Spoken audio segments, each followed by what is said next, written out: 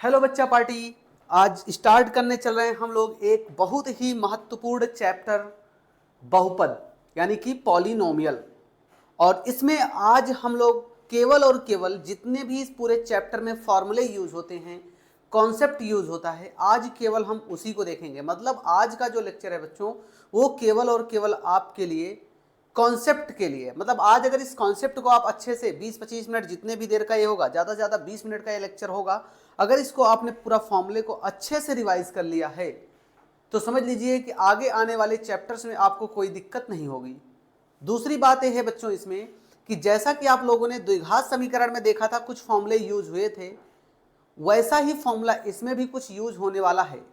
तो इसलिए कोशिश करिए कि ये सभी फॉर्मूले आपको अच्छे से प्रिपेयर हो जाएं। अगर अच्छे से प्रिपेयर हो जाता है तो आपको 2 चैप्टर में फॉर्मूला मिलेगा। ऐसा ही 2 चैप्टर आपके लिए काफ़ी हेल्पफुल हो जाएंगे, एक आपका द्विघात समीकरण और ये आपका एक बहुपद। तो बच्चों आज इसमें हम लोग स्टार्ट करेंगे केवल और केवल फॉर्मूला, यानी सभी चीज़ों को अच्छे से हम समझेंगे। लेकिन उससे पहले अगर आप लोगों ने पिछला लेक्चर अच्छे से देखा है और चीज़ें समझ में आई है बच्चों, तो वीडियो को ज़्यादा से ज़्यादा लाइक, शेयर और सब्सक्राइब करिए ताकि ये वीडियो उन बच्चों तक पहुंच सके जिन बच्चों को इन सब वीडियो की रिक्वायरमेंट है। ठीक है, तो चलिए स्टार्ट करते हैं आज का लेक्चर। और इसमें हम देखेंगे पूरा का पूरा आज कॉन्सेप्ट, कोई भी क्वेश्चन नहीं लगाएंगे, केवल और केवल क्वेश्चन। तो बच्चों आज हमारा ये बहुपद का यानी कि पॉलिनोमियल का पहला लेक्चर है और ये क्लास 10th बोर्ड के पॉइंट ऑफ व्यू से देखा जाए तो बहुत ही इंपॉर्टेंट है और खास कर हिंदी मीडियम के बच्चों के लिए है, काफ़ी हेल्पफुल होगा। तो चलिए स्टार्ट करते हैं आज का लेक्चर बच्चों। आज के लेक्चर में पहले देखेंगे कुछ चीज़ें। कुछ चीज़ों में क्या है बच्चों, पहले तो आपको सबसे पहला पॉइंट ये आता है कि सर डिग्री क्या होती है। डिग्री क्या होती है बच्चों, मान लीजिए आपको कोई समीकरण दिया गया है, उस समीकरण की जो सबसे अधिक पावर होगी यानी सबसे अधिक घात होगी यानी सबसे बड़ी घात होगी, उसी को उसकी क्या बोलते हैं, डिग्री। यानी कि किसी समीकरण की अधिकतम या उच्चतम घात जो होती है उसको क्या बोलते हैं, डिग्री। तो बच्चों ऐसा इसको समझ सकते हैं कि किसी समीकरण की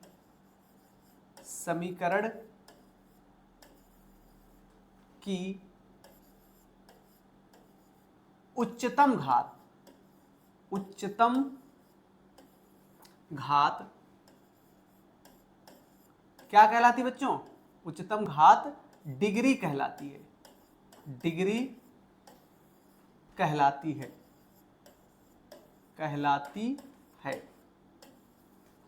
तो बच्चों आपको यह बात पता चल गई कि डिग्री क्या है। किसी भी समीकरण की अगर जो उच्चतम घात होगी क्या कहलाएगी, डिग्री। जिसे मैं एग्जाम्पल के तौर पे अगर देखना चाहूं तो यहां पर मैं 3 चीज़ों को लेकर रखा हूं बच्चों। बहुपद के बारे में बता रहा हूं मैं। बहुपद जो है मैंने 4 तरीके का ले रखा है। आपका रैखिक बहुपद है, द्विघात बहुपद है, घन बहुपद है और चतुर्थक बहुपद है। तो अभी यहां से हम डिग्री को भी क्लियर करेंगे, लेकिन उससे पहले आपको यह समझना है कि सर बहुपद क्या होता है। बहुपद बच्चों वो होती है जिसकी जो डिग्री होती है वो n होती है। n मतलब n की वैल्यू आप 1 2 3 4 5 6 7 8 9 10 कुछ भी रख लीजिए।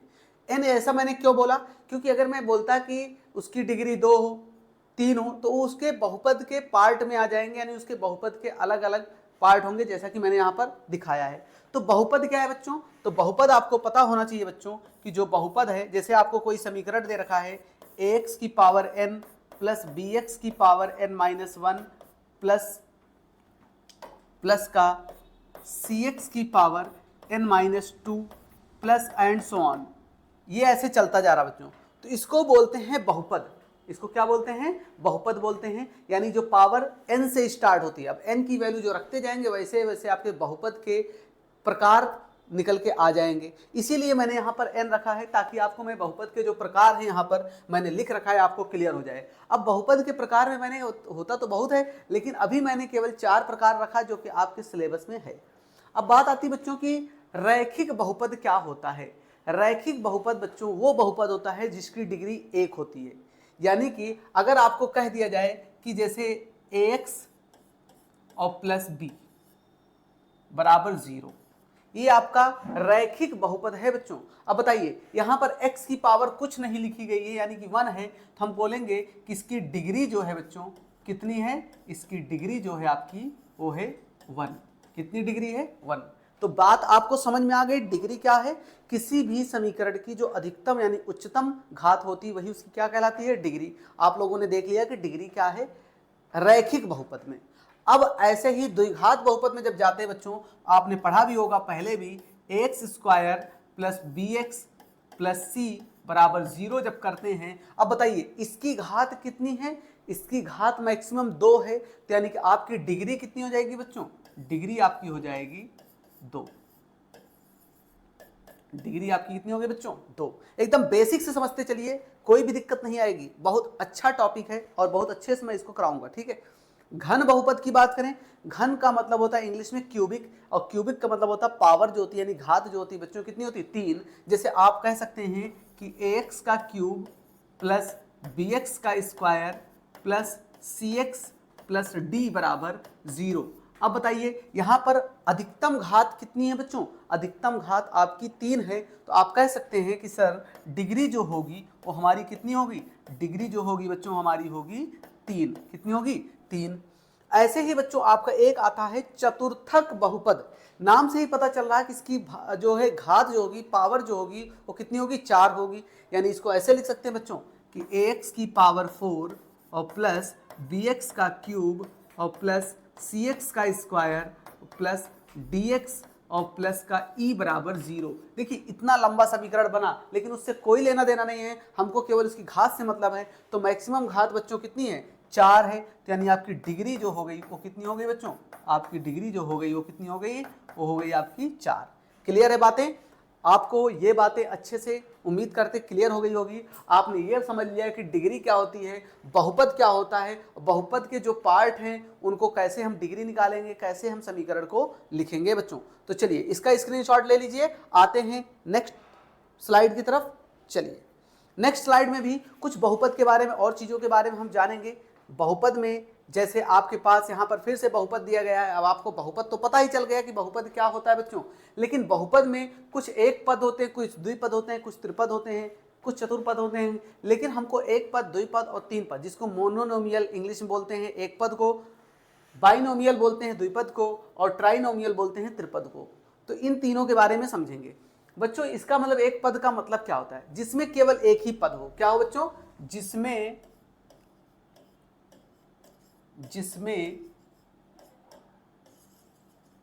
केवल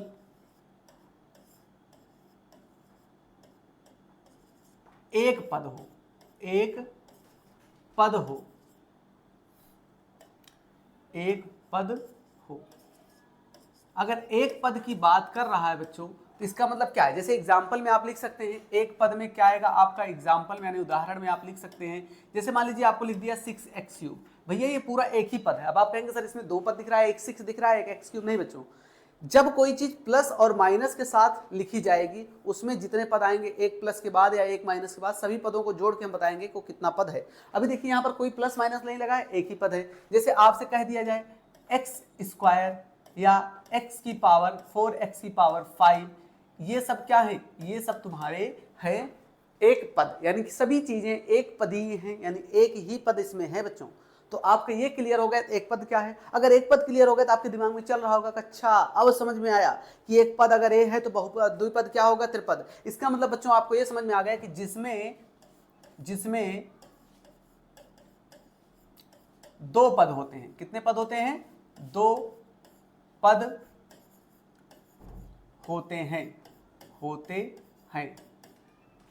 अगर दो पद की बात कर रहे हैं बच्चों तो आप बताइए दो पद क्या होंगे। दो पद जैसे आप कह सकते हैं कि सर 2x स्क्वायर प्लस 5। देखिए अब इसमें देखिए दो पद आ गए ना, एक तो एक पद हो गया 2x स्क्वायर और एक हो गया 5, तो दो पद मिलके हो गए ना। ऐसे मान लीजिए आपको पास दे रखा 3x³ प्लस 6x। अब बताइए कितना हो गया, अभी भी दो पद है। ऐसे भी आप एग्जाम्पल कई लिख सकते हैं। आपको ये बात समझ में आ गई कि कोई चीज प्लस या माइनस में टूट रही हो, कोई जरूरी नहीं कि हाँ प्लस है, माइनस भी हो सकता है बीच में, ऐसा कोई जरूरी नहीं कि सभी प्लस होंगे, माइनस में भी टूट सकते हैं, ठीक है। त्रिपद क्या होता है बच्चों, जिसमें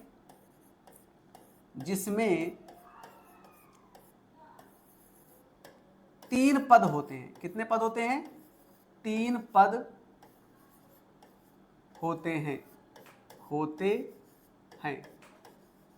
जिनमें 3 पद होते हैं बच्चों। 3 पद का मतलब क्या है? 3 पद का मतलब है, जैसे बच्चों आपको पता होगा, मान लीजिए आपके पास दे रखा 3x square minus 2x plus 5। अब बताइए कितने पद हैं? 1 2 3। एक तो 3x स्क्वायर वाला, एक 2x का, एक 5 का।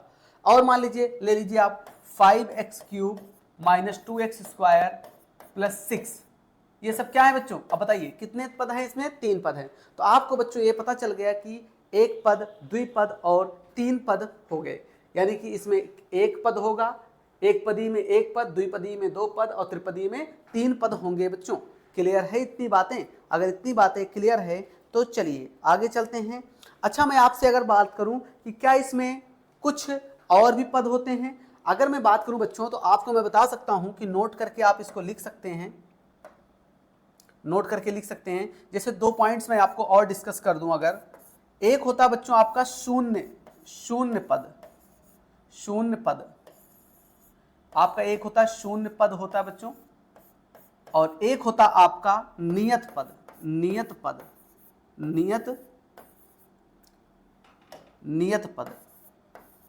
पद को इंग्लिश में बोलते हैं बच्चों कांस्टेंट। ठीक है। अब बताइए शून्य पद क्या होता है? शून्य पद ऐसा पद है जिसमें कोई भी पद हो ही ना। जैसे आप लिख सकते हैं 0x स्क्वायर, 0x, ऐसा करके लिख सकते हैं ना। ये सब क्या है? शून्य पद है। लेकिन जैसे कोई नियत पद है, नियत पद मतलब जिसमें x हो ही ना, कोई कांस्टेंट हो, जैसे मान लीजिए 2 है, -3 है, 5 है, ये सब चीजें क्या है? ये सब आपके नियत पद हैं बच्चों। तो ये आपके मेन पद थे, लेकिन ये थोड़ा सा डिफरेंट था, इसीलिए मैंने इसको अलग से आपको समझा दिया है। इसका भी स्क्रीनशॉट ले लीजिए। आते हैं नेक्स्ट स्लाइड की तरफ। चलिए, तो बच्चों उम्मीद कर रहे हैं कि आपको ये बातें इतनी समझ में आ गई होंगी। अब हम आते हैं नेक्स्ट स्लाइड की तरफ। अगले स्लाइड की तरफ जब हम आते हैं बच्चों, तो बात करते हैं मूल की। किसकी बात करते हैं? मूल यानी कि आपको रूट्स, जो इंग्लिश में रूट्स बोलते हैं उसी को मूल बोलते हैं हिंदी में। ये सब टॉपिक जो मैं आपको बताने चल रहा हूँ, आप ये सब चीज़ें पढ़ चुके हैं द्विघात समीकरण में, लेकिन फिर से आपको रिवीजन में करा दे रहा हूँ क्योंकि इस चैप्टर में भी जरूरत है। ठीक है। मूल क्या होता बच्चों? तो पहली चीज़ तो आप ये समझ जाइए कि मान लीजिए कि आपके पास एक समीकरण है ax स्क्वायर प्लस bx और प्लस c बराबर शून्य के 2 मूल हैं। कितने मूल हैं बच्चों? 2 मूल हैं। 2 मूल हैं। कौन कौन से 2 मूल हैं? कौन कौन से 2 मूल हैं? 2 मूल है बच्चों आपके। कौन कौन से 2 मूल हैं? एक है अल्फा और एक है बीटा। 2 मूल अल्फा तथा बीटा है। अल्फा तथा बीटा हैं। अगर अल्फा तथा बीटा हैं तो अब अगर हम बात करें कि मूलों का योग क्या होगा, मूलों का गुणनफल क्या होगा और समीकरण क्या होगा, ये बात आपको पता होना चाहिए। मूलों का योग मतलब अगर मूल अल्फा बीटा है बच्चों, तो आपको पता होगा अल्फा प्लस बीटा जो होता है माइनस का b बाई ए होता है। माइनस का b बाई ए होता है। अब माइनस b क्या है? मतलब जो x के साथ लगा होगा बच्चों वो b होगा, जो x स्क्वायर के साथ लगा होगा वो a होगा, और जिसके साथ x नहीं लगा होगा c होगा, और c को बोलेंगे नियत। क्या बोलेंगे? नियत मूल, यानी कि नियत चीजें हो जाएंगी आपकी। चलिए इसको भी मैं ब्रैकेट में क्लोज करता हूं। आपका एक फॉर्मूला ये काम का है। अगर गुणनफल की बात करें बच्चों तो ये बन जाता है अल्फा इंटू बीटा, और ये बन जाता आपका c बाई ए। क्या बन जाता है? c बाई ए बन जाता है बच्चों। तो आपका एक ये भी फॉर्मूला बन गया है, इसको भी। अब हम बात करते हैं समीकरण की बच्चों। तो समीकरण में जो फॉर्मूला आता है वो आता है x square minus alpha plus beta into x plus alpha beta बराबर 0। बच्चों ये समीकरण तो है, ये बात तो आपको पता चल गई कि ये समीकरण है, लेकिन इस समीकरण में अगर आप वैल्यू को रख के सॉल्व करना चाहें तो कुछ ऐसा भी इसको दिखा सकते हैं, कुछ इस तरीके से भी दिखा सकते हैं बच्चों। X square alpha plus beta की वैल्यू आप रखेंगे तो x square minus alpha plus beta की जगह पे हो जाएगा माइनस का b by A into x और प्लस का c बाई ए बराबर 0। अगर आप इसको सॉल्व कर लेंगे तो आपको समीकरण मिल जाएगा। तो थोड़ा मैं इसको सुंदर तरीके से बना देता हूँ। एक्स स्क्वायर और माइनस माइनस प्लस का b by A into x और प्लस का c बाई ए बराबर 0, यानी आपका एक समीकरण ये भी तैयार हो गया। देखिए इस समीकरण को आप अच्छे से पहचानते हैं, द्विघात समीकरण में ये सब चीजें आप देख चुके हैं, ठीक है, द्विघात समीकरण में ये सब चीजें आप अच्छे से देख चुके हैं। इसको बस यहाँ से वैल्यू हमने अल्फा प्लस बीटा और अल्फा इंटू बीटा की वैल्यू यहाँ पर रख के ये फॉर्मूला बना दिया है। तो बच्चों ये भी आपका काफी इंपॉर्टेंट है, इस चैप्टर में बहुत काम आने वाला चीज है, ठीक है। तो इसका भी स्क्रीनशॉट आप ले लीजिए। आते हैं नेक्स्ट स्लाइड की तरफ। चलिए बच्चों आते हैं नेक्स्ट स्लाइड की तरफ। ये आपके आज कुछ इंपॉर्टेंट फॉर्मूले हैं बच्चा पार्टी, कुछ इंपॉर्टेंट फॉर्मूले हैं, इसको अच्छे से समझना पड़ेगा आपको। ये समझना क्या पड़ेगा, अगर आपको ये सब चीजें पता है तो ही निकाल पाएंगे। जैसा कि भी आपने पीछे देखा कि कोई चीज है, कोई समीकरण है ax square plus B x plus C equal to 0, तो वहाँ से अल्फा प्लस बीटा निकाल लिया हम लोगों ने, अल्फा इंटू बीटा निकाल लिया।